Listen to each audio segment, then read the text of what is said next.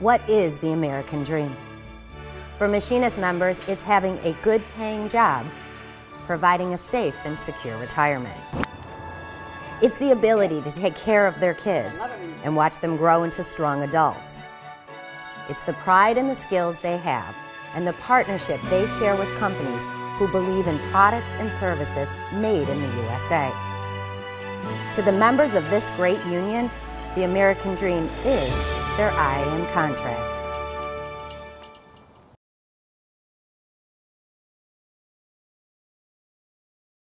They talk about the union thug. This is the union thug. A daddy. I coach softball. I coach baseball.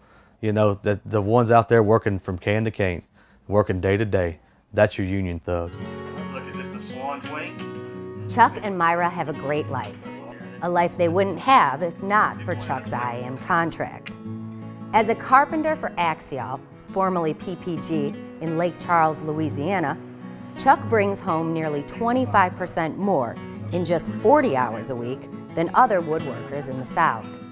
But it's what the money gives his family that really matters, and that is time. I've actually got a 23-year-old daughter, a 17-year-old daughter, then a 3-year-old boy. And the two older ones I had at 3 years old, I was working non-union, working 16 hours a day, 7 days a week. I missed baseball, baseball practice, softball practice, soccer. You didn't get to see them live. You know, when you got home, you didn't get to play with them because you were tired. You were exhausted and you still wasn't making enough money. Just being able to take care of our children in a level that is above poverty, you know, just being able to take them on a vacation and expose them to things like art and music and museums, not having $1 million of this or that homes or anything else. I mean, I don't know, I'm sure there are plenty of people out there that have that dream and more power to them, but that's just not ours. But it's more than that. After working a non-union job for close to a decade, and even a stint in management, Chuck knows firsthand how important it is to have a voice on the job, especially in Louisiana. They don't want you to have a voice in the workplace. They want to just put you in whatever situations. PPG handles chemicals, which we all fight. We deal with chlorine, caustic, vinyl. The last thing they want to worry about is you worried about whether you're going to do a job or not because of your exposure risks. You know, I have a voice at work. I can tell them, I'm not doing that job till you make it safe. Myra, who holds an economics degree, understands the money side of things. But she sees it this way. Both management and the workers who make Axial and PPG run every single day should all prosper in the end. If we're going to help them to make good money, then they need to help us to take care of ourselves and our families. When we get old and can't work and do those things anymore, then we shouldn't be cast aside and not, you know, treated with respect and with retirement benefits. And that's, I mean, we need a union because companies' bottom line is their bottom line. Where's the sharks at? And a worker's bottom line is safety. It's why Chuck and his family see an IAM contract as a crucial decision for all working Americans. But Chuck was lucky. He walked into a shop that was already organized by the machinists. He knows it's a battle to organize, but he promises it's worth every ounce of sweat. That's some brave people because they've got to fight from scratch.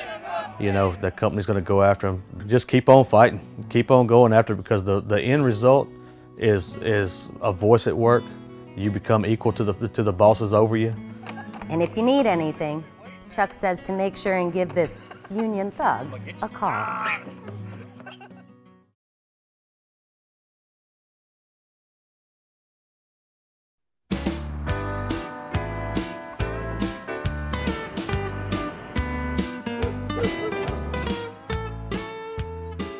Marcus Glover has been a machinist for 27 years.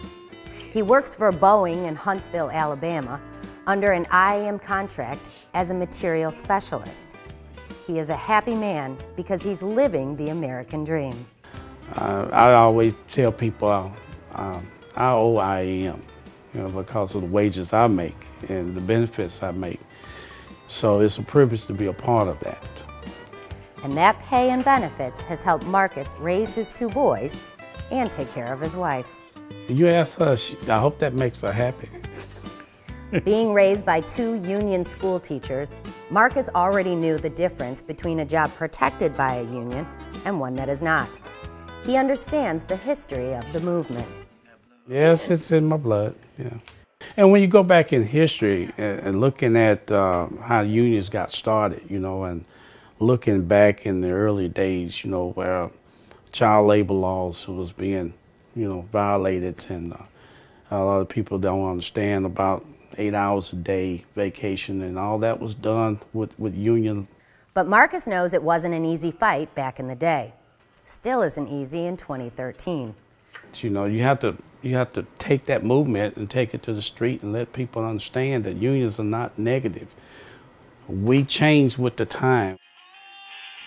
In the end, Marcus just wants to be able to go to his job and receive a decent wage for a hard day's work.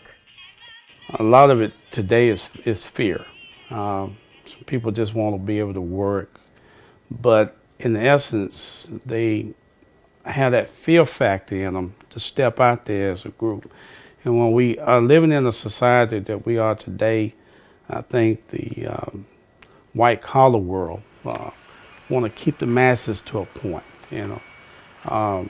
It's enough money in this world to spread around that we can all live the American dream.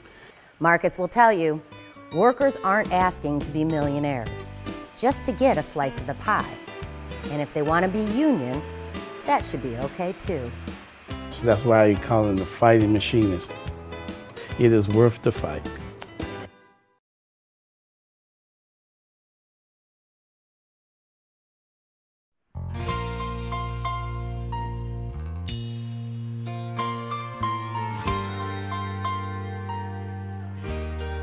About 5 years ago, Melissa and Will got married and merged their 2 boys on her side and 2 girls on his. But until then, both were single parents. A difficult situation made even tougher without the benefits of an IAM contract. When I was in the bakery, I mean, that was not union. And of course, the pay was pitiful. You know, I was a single mom, and that's when I went back to school to go to work at the plants. When I worked for the job shop, and it was non-union, I mean, the pay was decent, but you was an at-will worker as well.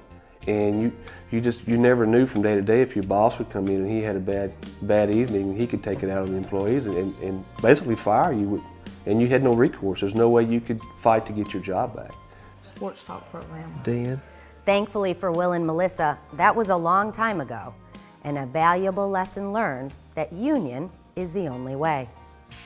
Today, with a combined 25 years on the job, both work for Axial in Lake Charles, and neither one plans to work another day without a machinist contract, or their brothers and sisters who look out for each other on and off the job. They owe this life to the IAM. The family. You absolutely are family. But we're so close-knit, and there's 800 of us out there that they'll pass the hat and collect money for our sick brothers and sisters and give that in addition to the benefits they have.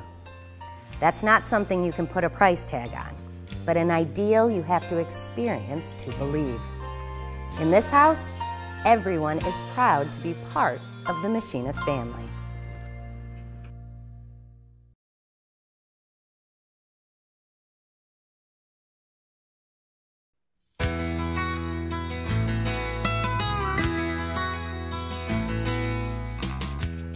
Deborah and her husband Keith are living the American dream in Huntsville. She loves her car, her jewelry, her husband, and her union job at United Launch Alliance. I love my job. And my husband says all the time that if I was to fall down and hit my head, little rockets would run out. I do. I like my job. I like what I do. And she loves her IAM contract too. There's strength in numbers. The more people that you can get to agree to do it, then the more the company's going to have to give in. It's something Deborah is all too familiar with because before Keith, she was a single mom, raising 3 kids all on her own.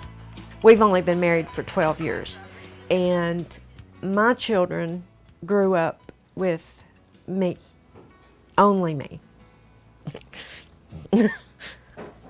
In her own words, she doesn't know how she would have taken care of her children without her union job.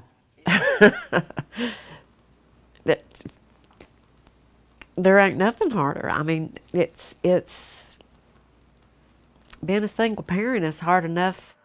Especially in a right-to-work state like Alabama. And that makes me so mad, because I tell everybody all the time, it's kind of like I said, I come from a family of 10 kids, and say we all decide that we're going to get together once a month and have a pitch-in dinner, and there's one that never brings anything and always pigs out, and eventually the rest of them are going to say, hey, we've had enough of you, you know. This is my latest thing here. Deborah plans on spending her retirement doing the things she loves. And because of the security her machinist contract offers, she will never again need to worry about taking care of her loved ones. She will tell anyone who listens, it's worth the fight to organize with the machinists. I understand people are afraid they're going to lose their job because this is a right-to-work state. They can fire you for whatever, you know. They don't have to have a reason, pretty much. And I understand being scared. But, you know, you don't get anything if you don't fight for it. Ever. And that's not just talking about a job. It's not just talking about a paycheck. You don't get anything if you don't fight for it. You got to fight for what you get in this life. That's just the way it is.